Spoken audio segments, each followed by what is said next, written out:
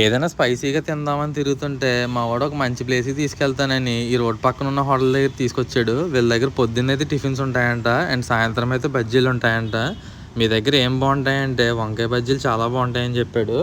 అంతగా స్పెషల్ ఏముందబ్బా అంటే వీళ్ళందరిలాగా బఠానీ అయితే అస్సలు వాడట్లేదు. గుత్తి వంకాయ కూరలోకి మనం స్టఫింగ్ కోసం ఏదైతే మసాలా తయారు చేసుకుంటామో అదే మసాలాతో వీళ్ళు బ్రెడ్ బజ్జీ, వంకాయ బజ్జీ, అట్టికాయ బజ్జీ, మిరపకాయ బజ్జీ అన్నీ తయారు చేస్తున్నారు. వినడానికి కొంచెం క్రేజీగా ఉంది కదా, ట్రై చేద్దామని చెప్పేసి 2 వంకాయ బజ్జీలు ట్రై చేసా.